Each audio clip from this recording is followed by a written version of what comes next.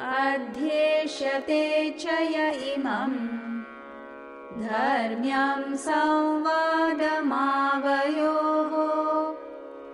ज्ञानयज्ञेन तेनाहम् इष्टस्यामिति मे मतिः. And I will be worshipped with Jnana Yajna, sacrifice of knowledge, by one who studies this, our sacred dialogue. This is my opinion. Now, the entire Gita is nothing but Sanatana Dharma, or eternal principles of life and living.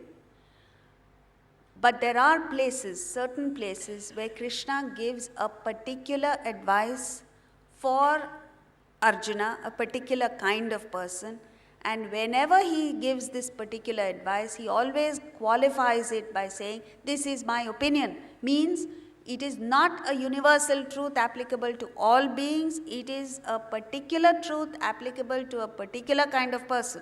So he's saying here, and I will be worshipped with Jnana Yajna by one who studies this, our sacred dialogue. Why is he saying that? Because there are different kinds of people. There are karma yogis, there are action-oriented people.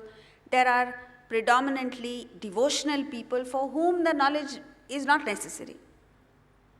And then there are predominantly intellectual people. Then there are highly evolved contemplative people who don't need any of this. They just need meditation. So there are different kinds of people for whom there are different prescriptions. So he's qualifying it here by saying, this is my opinion. What is his opinion? Jnana Yajna, and I will be worshipped with Jnana Yajna. For this, we need to understand what Yajna is. Yajna is fire sacrifice. Fire, it's a ritual in which you start a fire in a Havan Kund. This brick-walled trough is called the Havan Kund. In that Havan Kund, priests chant mantras while they start a fire. And this is usually a collective community effort. All the members of the community come and offer their ahuti or offering into the fire. That ahuti is usually pieces of wood or ghee or grain. When the ahuti is offered into the fire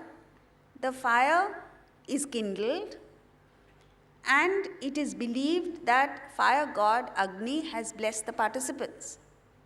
So in any yajna or havan, there are two basic functions. One is the offering of the ahuti, the other is the kindling of the fire. This is the ritual. But now when he speaks of Jnana Yajna, he has internalized this ritual.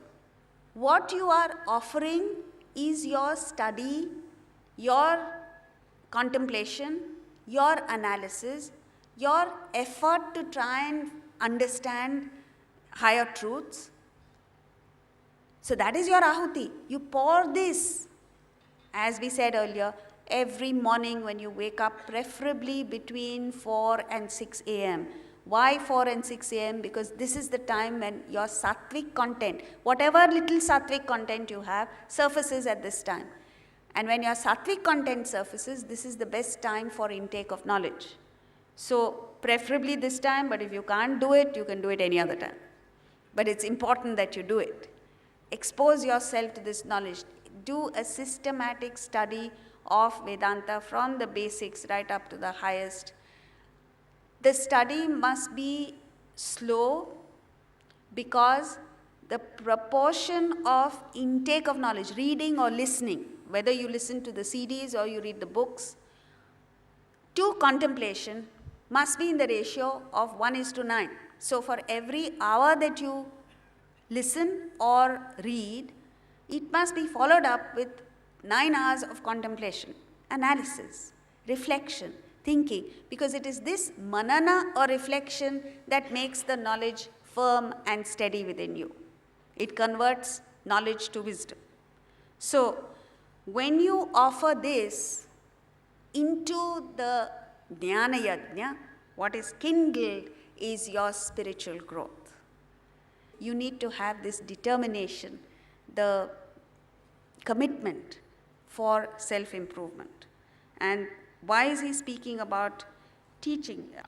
Teaching is the best way of practicing, because then your ideas become clear, you gain clarity of thinking. That's why he's talking about.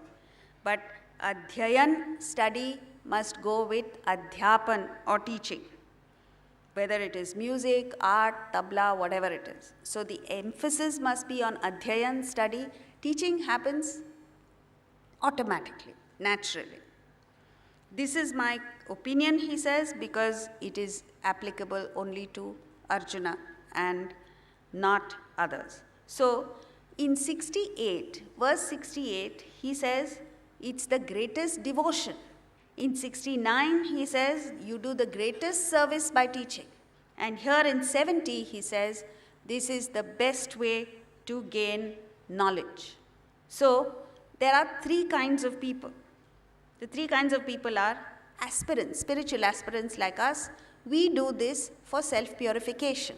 Those who have reached a certain standard, achievers, who have not yet reached the state of realization, do it to maintain their spiritual level. And the people who have reached self-realization just do their karyam karma. So this brings us to the end of today's session. The take-home points. Let's do a brief recap of what we did today.